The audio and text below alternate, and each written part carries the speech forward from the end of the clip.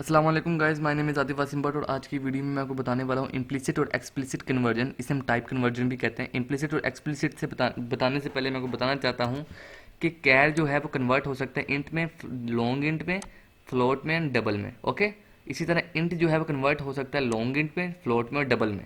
इस तरह long int जो है वो कन्वर्ट हो सकता है फ्लोट में, डबल में। इस तरह फ्लोट जो है वो कन्वर्ट हो सकता है डबल में, बट डबल जो है वो कन्वर्ट नहीं हो सकता है इन सारों में। ओके, ये वाला जो है ये इन सारों में कन्वर्ट हो सकता है, ये वाला जो है वो इन सारों में कन्वर्ट हो सकता है, ये वाला जो है वो इन सारों में कन्वर्ट हो सकता है, और फ्लोट वाला जो है वो इस डबल में कन्वर्ट हो सकता है। और डबल वाला किसी में कन्वर्ट नहीं हो सकता क्योंकि इसके आगे कुछ नहीं है। ठीक है, तो सबसे जो हाई है, अच्छा ये कन्वर्ट, अच्छा मैं आपको अगली बात करता हूँ कि जो ये है सबसे हाई और ये है सबसे लो। ओके, ये किसी में कन्वर्ट नहीं हो सकता, ये सारों में कन्वर्ट हो सकता है। लेकिन कब तक इस सारों में मीन्स के, अब देखिए मैंने बताया कि इंट इंट इन सारों में कन्वर्ट हो सकता है, लेकिन इंट जो है वो इसमें कन्वर्ट नहीं हो सकता। लेकिन कब तक? जब तक इम्प्लिसिट टाइप कन्वर्जन हो। अगर हम एक्सप्लिसिट टाइप कन्वर्जन करेंगे तो इंट को हम कैर में भी चेंज कर सकते हैं। ओके, अगर हम एक्सप्लिसिट कन्वर्जन करेंगे तो इंट को हम कैर में भी चेंज कर सकते हैं। अगर इम्प्लिसिट करेंगे तो फिर नहीं कर सकते। इसी तरह मैंने आपको कहा था कि डबल जो है फ्लोट में कन्वर्ट नहीं हो सकता, लेकिन कब तक? जब तक हम इम्प्लिसिट टाइप कन्वर्जन कर रहे हैं। जब एक्सप्लिसिट टाइप कन्वर्जन की बारी आएगी तो ये हो सकेगा। इसको अगर मैं फर्दर लेके जाऊँ, इम्प्लिसिट और एक्सप्लिसिट टाइप कन्वर्जन क्या होती है? इम्प्लिसिट टाइप कन्वर्जन वो होती है जो सी प्लस प्लस प्रोग्राम खुद ही कर देता है, हमें जोर डालने की जरूरत नहीं पड़ती कि इसको इस पर कन्वर्ट करो। जैसे कि मैंने लिखा int a equal to character डाल दिया मैंने इसके अंदर, ये कैर डाटा टाइप में आता है, कैर डाटा टाइप में, बट मैंने यहाँ पे इंट पे डाला हुआ है। तो जैसे कि मैंने पीछे बात की थी कि कैर जो है वो इंट में कन्वर्ट हो सकता है। ओके, तो यहाँ पे करेक्टर है। अब इसका इंटीजर वैल्यू क्या बनती है? इसकी इंटीजर वैल्यू बनती है 65। 65 क्या है? 65 आज की वैल्यू है, तो यहाँ पे आज की वैल्यू आ जाएगी। अब यहाँ पे देखें, इसमें मैंने कोई जोन नहीं डाला, इस सी प्लस प्लस प्रोग्राम ने खुद ही कन्वर्ट कर दिया। अब एक्सप्लिसिट की अगर मैं बात करूँ तो उसमें क्या होता है, उसमें हम जोर डालते हैं। जैसे कि मैंने लिखा int a is equal to 19 और x इज इक्वल टू 20.12, और y को मैंने अभी कुछ असाइन नहीं किया, और y क्या है? डबल की वैल्यू है, डबल डाटा टाइप का।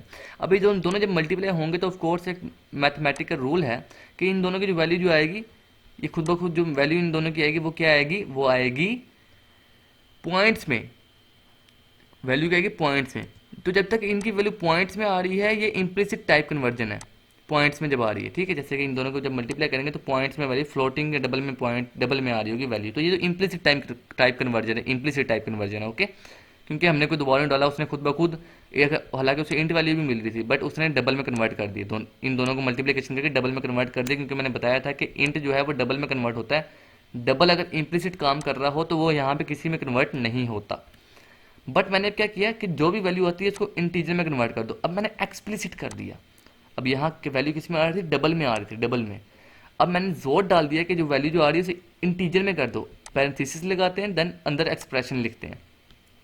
तो यहाँ पे डाटा टाइप मैंने लिखी और यहाँ पे एक्सप्रेशन लिख दिया। अब मैंने एक्सप्लिसिट की मैंने बात जो की थी कि अगर हम एक्सप्लिसिट की पे काम कर रहे हो तो हम डबल को भी इंट में कन्वर्ट कर सकते हैं। तो इसी तरह ही मैंने इस डबल को इंट में कन्वर्ट कर दिया। तो गाइस मैं इसका भी आपको प्रैक्टिकली दिखाता हूँ, मुझे उम्मीद है कि आपको समझ आ जाएगी, ऐसी मुझे उम्मीद है। सो गाइस सबसे पहले आपको मैं इम्प्लिसिट की एक एग्जांपल दिखा देता हूँ। यहाँ पे मैंने इंट पे लिया है a is equal to 29, then float float पे लिया है c इज इक्वल टू 1.2, और देन y एक वैल्यू ली है, साइन की है मैंने फ्लोटिंग डाटा टाइप की, फ्लोट डाटा टाइप की, और y इज इक्वल टू मैंने a स्टाइल c, यानी कि इन दोनों को मल्टीप्लाई कर दो। और जब मैंने c और y करूँगा तो आंसर किस में आएगा? पॉइंट्स में आंसर आएगा। किस में? पॉइंट्स में आंसर आएगा। तो ये तो है इम्प्लिसिट टाइप कन्वर्जन के, हालांकि उसे इंट भी मिल रहा था और उसे फ्लोट भी मिल रहा था, तो दोनों जब मल्टीप्लाई हुए तो वो इंटीजर नहीं बने। हालांकि उसे इंट भी मिल रहा था तो वो इंटीजर बन जाता, लेकिन मैंने जैसे आपसे बात की है कि इंटीजर फ्लोट पे कन्वर्ट हो सकता है इम्प्लिसिट, लेकिन फ्लोट इम्प्लिसिट तौर पे इंट पे कन्वर्ट नहीं हो सकता। तो इम्प्लिसिट मैंने बताया कि खुद ब खुद कन्वर्ट हो जाता है सी प्लस प्लस प्रोग्राम के थ्रू। तो यहाँ पे पॉइंट, फ्लोटिंग पॉइंट पे वैल्यू आ जाएगी। अगर मैं से F11 करता हूँ तो यहाँ पे वैल्यू आ रही 34.8। ओके, ये किस में आ रही है? फ्लोट में। तो गाइस एक बात तो देख लें, ये जो थी टाइप कन्वर्जन जो थी ये किस में थी? फ्लोट में होगी, ऑटोमेटिकली फ्लोट में होगी, क्योंकि जब इंटीजर फ्लोट से मल्टीप्लाई होता है तो फ्लोट में होगी। बट मैं चाहता हूँ कि ये मुझे इंट में दिखे। अब मैं इस पर जोर डाल रहा हूँ कि जो आंसर आता है वो मुझे फ्लोट में नहीं दिखाना, मुझे इंट में दिखाना है। तो मैं एक्सप्लिसिट कर रहा हूँ, इस पर जोर डाल रहा हूँ कि मुझे आंसर किस पे दिखाना है, इंट पे दिखाना है। अब इस F11 करूंगा तो मुझे सिर्फ 34 दिख रहा है, पॉइंट की वैल्यू आगे आई ही नहीं। ओके, इसको अगर मैं करता हूँ यहाँ से F11 करता हूँ, तो अब तक जो वैल्यू आ रही थी वो आ रही थी 34.8।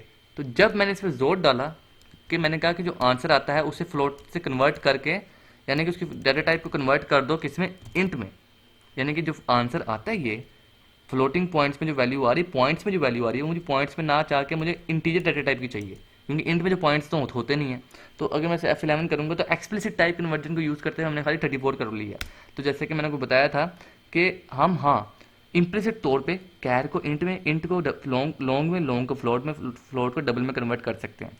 ओके, बट इम्प्लिसिट तौर पे फ्लोट को इंट में कन्वर्ट नहीं कर सकते। हाँ, बट एक्सप्लिसिट तौर पे हम जो चाहे कर सकते हैं, जो भी चाहे कर सकते हैं। जैसे कि ये लो था इंट, ये फ्लोट हाई था जो कि मैंने आपको पीपीटी में दिखाया, लेकिन फिर भी हमने फ्लोट से इंट पे कन्वर्ट कर दिया। क्यों? क्योंकि हमने एक्सप्लिसिट काम किया। तो एक्सप्लिसिट पे काम हम खुद करते हैं, इम्प्लिसिट काम C++ प्रोग्राम कर देते हैं। सो गाइस, इस वीडियो में इतने था। किसी को कोई क्वेश्चन या क्वेरी हो तो ज़रूर कीजिएगा। मैं एक भी प्लेलिस्ट बना लूँगा क्वेश्चन सेशंस वगैरह की, तो उसमें जवाब दे दूंगा। और मेरा अगर पॉसिबल हुआ तो नीचे मैं कमेंट्स में भी आंसर देता रहूँगा। आगे आने वाली वीडियोस गाइस मज़ेदार होने वाली, बिकॉज डिसीजन मेकिंग की तरफ मैं जाऊँगा, दैन फंक्शंस की तरफ जाऊँगा, दैन क्लासेस की तरफ जाऊँगा। सो प्लेलिस्ट से जुड़ी रहेगा और मैं आपको बहुत अच्छा, बहुत कुछ सिखाने वाला हूँ इंशाल्लाह। तो गाइस, इस वीडियो में इतने था। Thanks for watching this video. खुदा हाफिज़।